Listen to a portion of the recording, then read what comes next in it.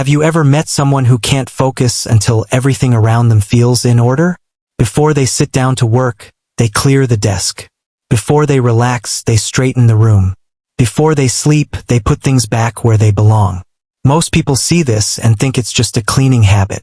But psychology suggests something deeper. For many clean people, organization is not really about the room. It's about what the room does to their mind. The way they see clutter, order, routines, and control is often very different from how other people experience them. And that difference can reveal a lot about the way their brain works. One reason clean people think differently is because they notice details more easily than most people.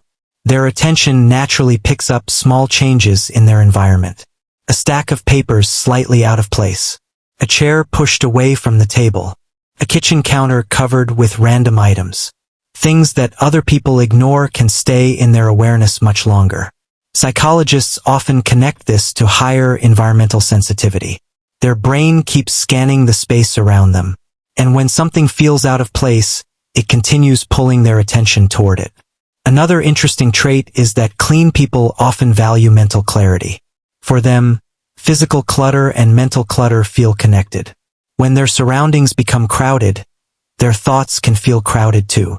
When their environment becomes organized, thinking often feels easier. Research has shown that visual clutter competes for attention inside the brain. Every unnecessary object becomes another piece of information that needs processing. The result is often distraction, fatigue, and reduced focus. Clean people seem to understand this instinctively.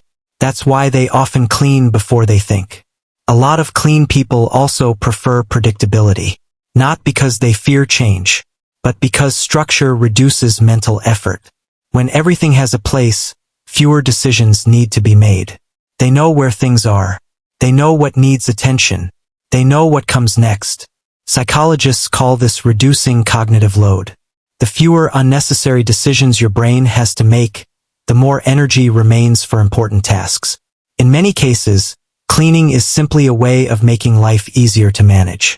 Clean people also tend to believe that small actions matter. They understand that little habits create bigger results. Making the bed takes less than a minute. Washing a dish immediately takes only seconds. Putting something away now prevents a bigger mess later. These actions seem small, but psychologically, they reinforce a sense of personal responsibility and consistency. Over time, those habits become part of their identity. Another thing many clean people share is a desire for control during stressful periods. Life can be unpredictable. Problems appear without warning. Plans change. People disappoint us. But organizing a room is something that can be controlled. That's why many people suddenly start cleaning when they feel overwhelmed. It's not always about the mess. It's about creating order in one area when other parts of life feel uncertain. Psychologists often describe this as restoring a sense of agency. In simple terms, it helps people feel capable again. Clean people are also often misunderstood. Some are labeled as obsessive. Others are called perfectionists. But in reality, many are simply responding to the environment differently. Their brain reacts more strongly to disorder. Just as some people are sensitive to noise, others are sensitive to visual chaos. Neither is right or wrong. It's simply a different way of processing the world. The truth is, people who keep things clean are not always trying to create a perfect house. They're often trying to create a calmer mind. Because the environment around you quietly shapes the way you think, feel, and focus. And for some people, a clean room isn't just a clean room. It's a place where their mind can finally breathe. If you enjoy learning about psychology and human behavior, make sure to subscribe. Because on this channel, we don't just observe behavior. We uncover the hidden patterns behind it.